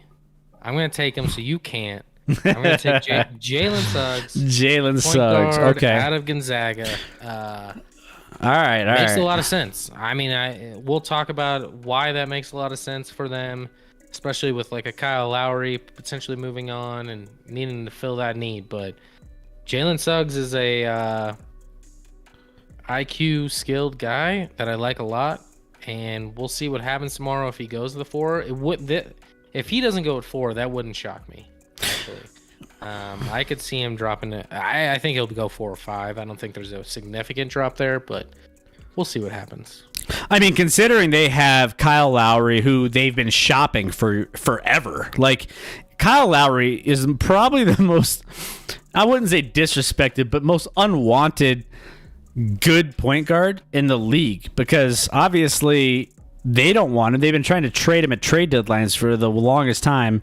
They're trying to get younger. Jalen Suggs offers a lot of versatility here. He can play the 1, he can play the 2, he can do a little bit of everything. So, given that Kyle Lowry may not return, potentially, he's a free agent now, so yeah, and I think he's gone. And you have Fred VanVleet, who's maybe taken over that starting role, and then you have Jalen Suggs coming behind. I think there's some good opportunity for Jalen Suggs to do well. So I like this pick here by Toronto to take my boy from Gonzaga, Jalen Suggs. So he's off the board here at 4. All right, so that leads us now we're getting into some weird spots, right? Now we're and I honestly think that one of the biggest, so there may be 1 or 2 changes here in the next 2 picks, but you get to that Golden State and Orlando Magic 5, 6, 7. You get to the 5, 6, 7 and things start getting a little murky. I've seen different mock drafts. I've seen different stories of who wants who, and that's where this whole lottery draft is going to be really starting, is going to be that 6, 7, 8. From there, that's going to shape how every team moves down from there on out. So, when I was creating my mock draft last night, I was kind of going back and forth between a couple guys because there are very similar needs in some of these areas that could be going back and forth. Now, we have Orlando Magic on the clock. Now, they need everything from a shooting guard, small forward, and power forward here. And I think they fill that gap with Scotty Barnes. I think Scotty Barnes ends up going to the Orlando Magic at this pick here at 5. So Scotty Barnes offers a lot. He's a 6'9" Florida State freshman that really performed really well when it came to playing in the tournament, everything else. We'll dive into more of his intangibles tomorrow, but I think that Florida State forward Scotty Barnes ends up going to the Orlando Magic. We're at 5. I didn't necessarily expect us to be in lockstep here. Like if I was doing this draft alone, I would have drafted the same 5 in the same order. So Really? Okay. yep. You have made some solid picks, my friend. So well done. All right. Now we move on to number 6. We got the Oklahoma City Thunder, who are in what some would call a rebuild. They have 137 draft picks over the next 8 seasons. They don't have much on their roster outside of Shai Gilgeous-Alexander, who they're looking to maybe trade in order to guarantee that they have the worst record next year to potentially get a high pick again, or the number 1 overall pick. But because Oklahoma City Thunder, needs wise, I look at it like there's across the board. I'm gonna take actually a guy that's moved up the charts a little bit.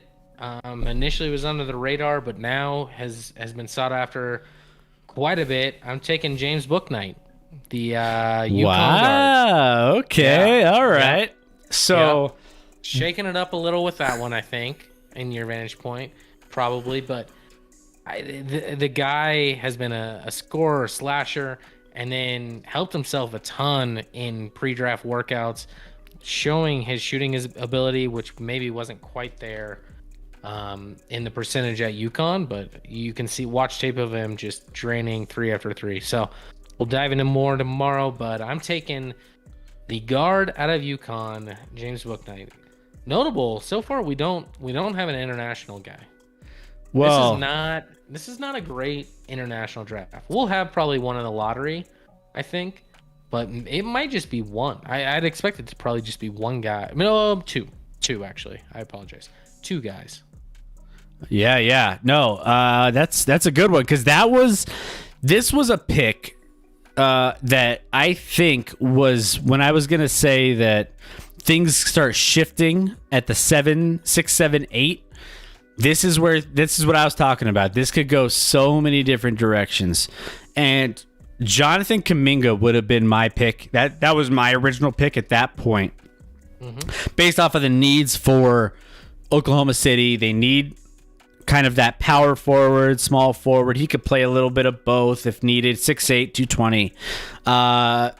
Has some promise coming out of the Ignite G League Ignite. So that was kind of where I was going, but I love the pick though there of Bouknight. Bouknight. Yep. So, all right. So let's go back to the drawing board here. Let me draft him for you. So that leaves the Warriors on the clock. So, if that's the case, then I am having to shift gears, and I'm taking what would have been that pick and putting it towards Jonathan Kuminga here. Now, when it comes to the team needs for Golden State, I think they just need some size. They have a lot of guards. They have a lot of small players throughout, but they kind of need a little bit of everything. But to get some little bit of strength and viewed as a top 5 pick for much of the past draft cycle, possibility of slipping further would worry me. So I think Jonathan Kuminga ends up coming off here for the Golden State Warriors. I like that pick. I'm still if I was doing a mock draft by myself, this is the order I'd choose. So I'm feeling good about it. Yeah. We're now to the 8th pick in the draft, and the top 7 are exactly what I would do. So I'm feeling great right now. And now I'm probably going to throw you for an even bigger loop. Let's do it. I'm not going with, you look at that board there, you see Davion Mitchell at 7, see Keon Johnson as the 9th overall player. We're at the 8th pick. I'm going to go a little off script. Nothing crazy here, but for the Orlando Magic with their 2nd pick in this draft already, I'm taking Moses Moody. All right. I love how Moses okay. Moody. All right. I love it. Why? What were you gonna say? Listen. To me, listen, and this is gonna sound bad when I talk about it, but he, to me, has a really, really high floor. All right, they need some players. A lot like, listen, I'm usually all about the boom or bust, so I like gambling on someone with high upside, and he maybe doesn't have the highest upside. I'll be honest, but he does like he's been productive. Like his ceiling may not be the highest, but he can shoot from the perimeter. He's his motor is good. He rebounds well. He's a good on-ball defender. Like there's nothing he didn't do well at Arkansas. Played a year there, still young. Like we'll get into player comps, but I like him. And this is right around the right spot based off of who my player comp is and who we player comp tomorrow is. This is right around when that guy was taken, and it makes sense to me.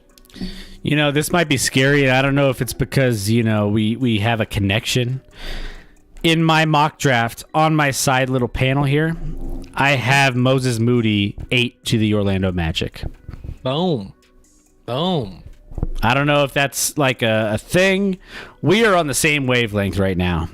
So, hey, Moses Moody coming off the board to Orlando. And we have our pick in. So, all right. So the next one here on our list, we have, and we're not basing this again off of any trades, off of anything else. We're just going basically off of what the order is currently right now. And we have the Sacramento Kings on the clock.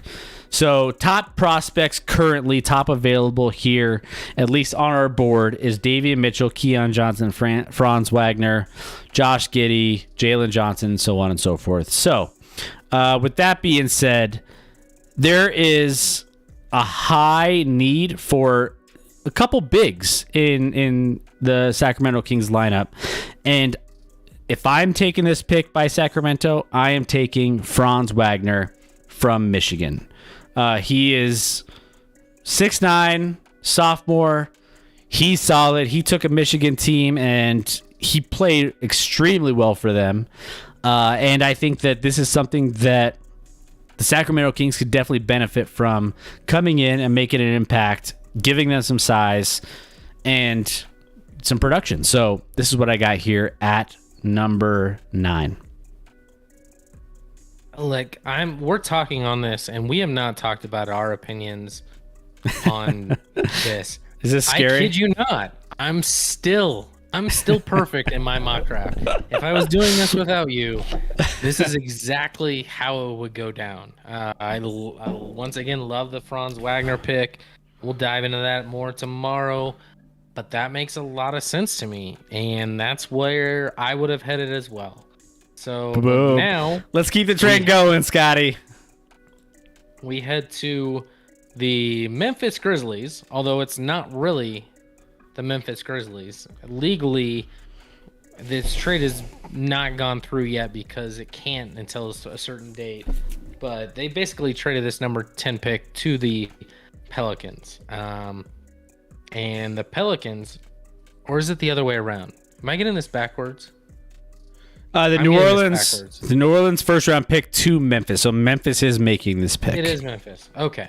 I got it backwards. I was looking at a site that had changed it. I thought maybe they hadn't. So I'm sorry. Now that makes sense. Memphis has this pick. And Memphis obviously has pretty solid point guard, has some pieces in place that made them a competitive playoff team this past year. I'm taking a guy, first international, going off the board. I'm going Josh Giddey. I'm taking Giddey. I'm giddy about it from Memphis. He's a playmaker. I think he can, create for some teammates and be a guy that has potential to be a really solid piece for them. So I'm taking Josh Giddey. Josh Giddey. Outside, by the way, guys, you guys don't know how much prep we put into this. We put a lot of prep in, but we don't always talk about things. Yep. I have Josh Giddey for this pick as well. This is so weird. We didn't talk at all. The only pick we have flipped is the Book Knight and Kuminga pick. It's 6 and 7. So that's the only thing that's swapped, and everything else so far from our mock draft is identical. So we're gonna have the perfect lottery tomorrow. Oh, you guys, please watch us just to verify it, and get our analysis. But if you want to know the picks of tomorrow's draft, you can just look at our mock tonight, because that's happening. This is scary. How close we are. By the way, if you guys are in chat, I want to hear your analysis. By the way, I want you to hold us accountable too. So tomorrow, when we completely bomb and all these picks are wrong, I want you to call us out too. So do that as well. All right. So right now, we have maybe two or three more picks left, and then we're going to be finishing out we're doing the lottery version of this. We're only going to what do we want to go? 15? 14? I believe the lottery would be 14. Or 14. All right, there we go. So we're only going to do 14 here. So the next pick I have, and right now we currently have the Hornets on the clock with the 11th pick in the NBA draft, 2021 NBA draft. I haven't been hitting the buzzer either. I need to hit that. There we go. I hit the buzzer.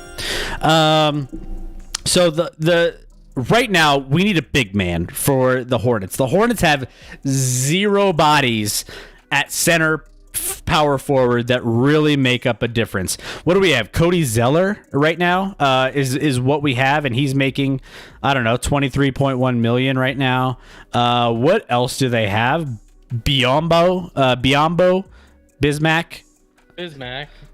He's a nice piece. He's fine, but you need to upgrade.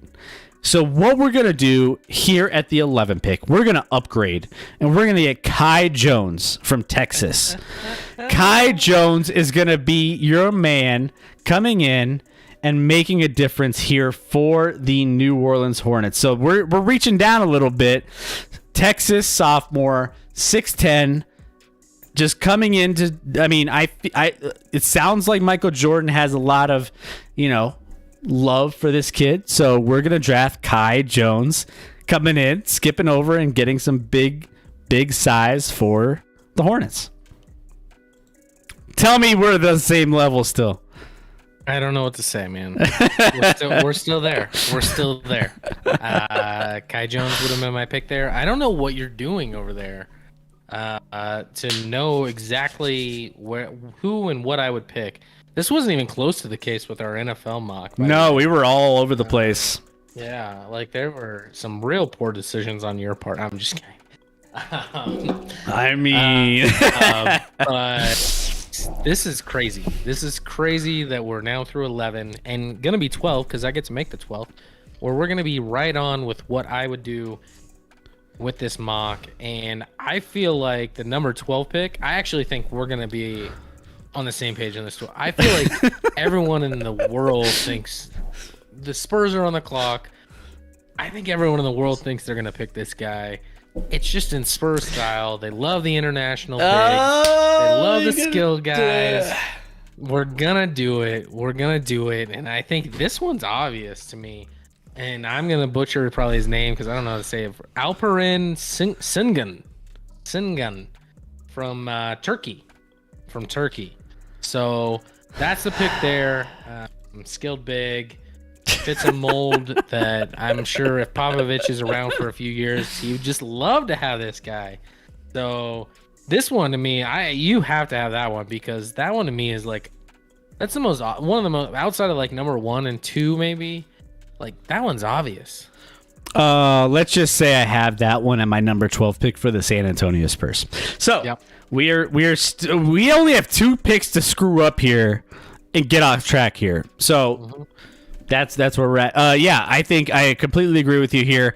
They've been looking at him from sources that I've seen from San Antonio Spurs and some of these mock drafts on who they've been really eyeing. That seems to be the pick. If he drops to them, they really, really like what they're getting from a power forward standpoint. That just seems the mold they've always been filling with that role. So, I think that's a great spot for them to get a quality power forward that is going to be productive for them as well. So, diving in, we have 2 more picks within our lottery draft. So, next up, we have the Indiana Pacers here. Indiana Pacers, kind of just like, they don't really have a heavy need across the board. They just, they could just use a little bit of anything. And so I think what they're going to do here, they're going to take some potential fireworks in this pick. I think they just need somebody, a star potential that could potentially blow up, because they haven't really had that. I mean, obviously, when it came to, the shooting guards that they've had, they shipped, what's his name, to Houston. Why am I blanking on his name? Oladipo. Oladipo. No, Oladipo didn't go to Houston though. He went to Miami. Miami. Then he bounced around, but I mean Oladipo when he was in Indiana, they obviously loved it, and then dipped out, and I think that's what they're searching for a little bit. I think they just need some star power to go with Domantas Sabonis, my Gonzaga boy, who obviously is a stud all-star as of this last year. Karis LeVert, shooting guard, having maybe someone to kind of go tandem with him. Miles Turner, I mean, they have Doug McDermott, they have a couple TJ Warren, a couple guys that are on the big side of things that can really do some good things. Getting a guard that can shoot is probably in their best interest, and I got Davion Mitchell, Baylor Jr., 6'2", point guard, going I didn't think you were going that direction there. I was. Davion Mitchell. Is that, are we off track? No. I thought you were taking your boy Kispert there, and we were going to be way off track. No.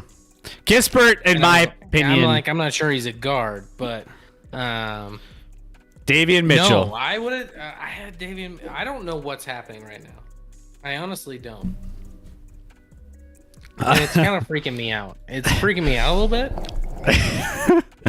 Why we're gonna go 14-14, and what I would do, because I get the last pick. So and you gotta fill the Warriors lineup with somebody that I have in mind. Psychically, I'm sending you who I think you should pick, who I think they should pick. Go ahead. Yeah. Wow, this is a lot of pressure. I didn't think with the last pick of the lottery there was going to be this much pressure on me as the GM for the Golden State Warriors to make sure we pick the right player for both of us, Chris. Here we are. Obviously, the Warriors are getting Klay Thompson back after a 2-year hiatus. So they got Klay Thompson. They got Steph Curry. They got a lot of shooting on that team. They obviously drafted a guy early on from Memphis in the draft last year that they weren't totally thrilled with, but I wouldn't give up on yet. They shouldn't. Draymond Green. They shouldn't. They have Draymond Green, who's obviously a core piece of that team, even though I doubt how important he is in some instance. But by the way, real quick, certainly. Did you see Draymond Green pull a Ben Simmons and pass the ball as he was going to the lane? The Iranian team just totally cleared the Red Sea parted for Draymond to go for a dunk, and he takes it in and passes it back to the 3-point line. I'm like, what are you doing? I didn't see that. I don't know what point in the game that was. The only difference is they were probably up by 30 at that point, so who cares? Whereas Ben Simmons probably should have just taken that dunk. Ben Simmons would have passed it. Yeah. Certainly, everyone looks at Golden State and is like, you can't possibly need more shooting. And I say, nay, sir. Oh, no. Nay. Don't do it to me. Don't do it to me. They're going to take another shooter, a guy who's experienced, a little older, actually the oldest first-round prospect probably in this draft, but a guy that is money, can do it. I like adding this piece, and then you have just 3 shooters on the outside. I'm taking, for my boy Belly, I'm taking Chris Duarte. I'm doing it. Duarte, right here. That's what I got. Helps. Is it really? That's literally who I have. I have the Warrior. That's literally who I have. I have the Warriors taking Chris Duarte at 14. Guys, I'm looking at you straight in the camera. We didn't talk about this. No clue. No clue. Zero. We talk about a lot of things. We talk about our rundown. We talk about our news. We talk about everything. We didn't plan this. And I literally had Chris Duarte as my 14th pick in this. Like, we have our big board ready for tomorrow, but this mock draft doesn't follow our big board at all. Like, our big board is different than this mock draft. So it's weird, man. It's weird. That is the strangest thing. Like, I don't know. You guys did. So here's where we're at. So number 1 overall pick, Cade Cunningham. 2, Jalen Green. Evan Mobley, 3. Jalen Suggs, 4. Scotty Barnes, 5. James Bouknight, 6. Jonathan Kuminga, 7. But which, by the way, is their only swap. 5 and 6. This is my perfect mock. You would swap 5 and 6. I would swap 5 and 6. I would say that. Fair enough. I would say that. Yeah, it might swap there. Moses Moody, Franz Wagner, Giddy at 10, Kai Jones at 11. By the way, clip this. Clip all of these picks. If you want to clip these and just hold us accountable tomorrow, maybe I'll clip it just to double check, because this, we're going to be on point. I promise you. If you and I are on point right now, it's going to be on point tomorrow. So we're going to have a great time. By the way, guys, if you guys are just joining us, we have a big show tomorrow. We only do Wednesdays and Sundays, but this week we're doing a special for the NBA draft first round. We're going to go each and every pick. We haven't covered our hometown Nuggets yet. We're going to get into that as well tomorrow. That's going to be a lot of fun because I'm excited what the Nuggets do. Who knows? Maybe they'll make some trade deadline or some draft day trades. Who knows? But this is going to be pretty exciting for everybody involved. NBA draft plus free agency coming 4 days later. This is the best time of year. Don't miss it. Make sure you're here. Hit that follow button on all of your different platforms, whether you're here on Facebook, YouTube, or Twitch. We're here. We're going to have a great time. Or TikTok. Or TikTok. Oh, don't get me started on TikTok. Don't get me started on TikTok. We're gonna leave out all those fans. Oh man. By the way, if you didn't notice, our big announcement was the fact that we have a TikTok account now. We'll touch on that here in a minute as well. But just to wrap this up, Davion Mitchell, Chris Duarte, 13 and 14. Yeah, we have our lineups here that we think are going to go in tomorrow night's draft. I love it. Should we put maybe I put in like a $1 bet on this order, just to have fun with it and just see what happens. I'll do the same. I might do 10. Ooh, make it real interesting. Okay. I don't know if there's a website where you can just like enter in your picks and then establish your bet number. I don't know if that's a thing, but if it is, I'm right there, and I'm doing it. I can't wait, man. I can't wait. Guys, what do you guys think is going to be the most surprising pick tomorrow? I think there's a lot that could change here based off of trades could really affect this quite a bit. We didn't account for trades, obviously, but Scotty and I are on the same page on where we think this draft is going to go and who's going to draft who. It's pretty straightforward. So if you think this is completely shit, throw it out there in the chat. Let us know. Because it probably is. It might be. I breed confidence, but at the same time, doubt myself a lot. By the way, yeah. I can't wait for tomorrow's draft. It's going to be so much fun. Now, again, if you're not here tomorrow night, we're going to start our coverage here. The draft starts at 6, right? 6 o'clock Mountain Time. So 9 o'clock Eastern. So make sure you're... I'm sorry, 8 o'clock Eastern. 8 o'clock Eastern. Oh, yeah. You're right. 8 o'clock Eastern. So make sure you guys are here and available for everything and anything that happens with the NBA draft, because it's going to be crazy. And eventually we're going to just be doing this thing here. And we're going to be having a great time with it. This will be us tomorrow when we get our draft correct. Lottery perfect. And it's just going to be, look at those moves. When we get our draft perfect, this is going to be us. So maybe I remake this TikTok. By the way, if you missed our big announcement, we are officially on TikTok. And we are hitting it live. We're hitting it. Should I hit him with the sound one more time, Scotty? I don't know when you hit sound, so sure. Let's hit him with the sound real quick here and just give him a little taste, of what, once we hit our perfect bracket. There we go. That's what we do when we hit our perfect bracket. Oh, there it is. I might have a little extra when we hit the perfect bracket. Ooh. I might have another TikTok for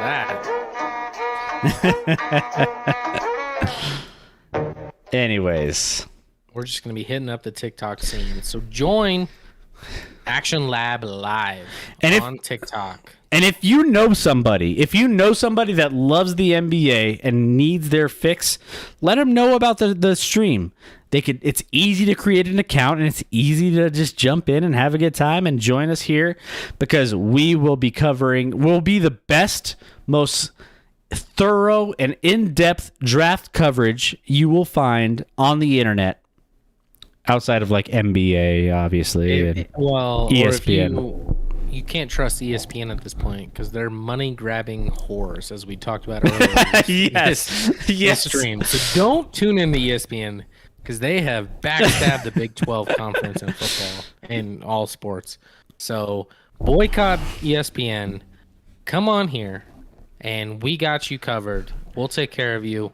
We'll dive into each of these players picked, and we'll have a good time. We're going to be more fun for sure. Oh, my gosh. Between our big TikTok announcement, between all of our social media, between our big live show tomorrow night here on Twitch, Facebook, and YouTube Live, like, we're stepping up our game, Scotty. We got the merch here. We got the, like, all the gear. We have all the stuff, man. Like, I just, I love this community. I love everything we have going here with the Action Lab, and man, it's just getting better and better and better. So make sure, share it with your friends, share this with anybody you know, and get them on board. Let's have some fun tomorrow night. We need people in the chat. We need people just having a good time. I don't even care what you're throwing out there. Let's have some fun. So enjoy the stream tomorrow night. We'll cover it all. The U.S. is playing in the Gold Cup tomorrow night, so we'll probably in slow spots touch on that. Yeah, no, we'll be touching a semi-final matchup against Qatar. I'm sorry, it's not Qatar. I was gonna say Qatar is a firecracker. That is where now I'm embarrassed. Give me 2 seconds. But yeah, no, we'll have all your coverage. It is Qatar. I was wrong. I thought it wasn't. It is. Man, exactly who they're playing tomorrow. Qatar, they ball, man. They can. Yeah, no, it's not going to be a clean game. They're going to give it everything they got and be aggressive and take it to physically probably the U.S. U.S. is going to have more skill and should win that game, and then face the winner of the Mexico-Canada matchup in the finals. But we'll see what happens tomorrow night. That starts at like 5:30, I think. So we'll be right in the thick of it. Into the thick of it.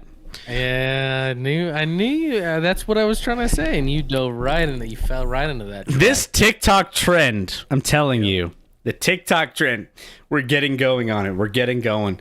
Oh man, you guys don't know how excited I am for the Action Lab to keep growing for all of you guys. So we can't wait to see you guys here tomorrow night. Share the stream. If you're here, hit the follow button, because that's when you know when we're going live. When we have like these weird streams like tomorrow night where we don't typically do, then you know when to pop on. Hit those notifications, turn them to on, and we will have a good time. So we're going to be on extra early tomorrow. I'm not going to lie. We've put a lot of work into this. Scotty, you have, I have, and we can't wait for you guys to enjoy all of the benefits of everything we've put together here for you. So love all of you guys. The week's not over. We'll see you tomorrow, and we're going to get you that much closer to some fun stuff over the weekend on Sunday as well. But we have a draft to get to, so love all of you guys. Have a great night, and we will see you guys tomorrow. Scotty, anything you want to leave everyone with? Appreciate you all. Thanks for tuning in, and we will see you back here tomorrow night. I don't get to say that often or ever. Tomorrow night, we'll be back and giving you coverage of that NBA draft. So let's go. Yeah, let's go. By the way, I want to give... I forgot to give shout-outs. To everyone in chat. Marie D., thank you for popping in. Ella Cola, P. Nix, D. Acola, all of you guys, Belly for Prez, all of you guys have been so much fun to talk to tonight. Let's keep that rolling tomorrow. So, love you guys.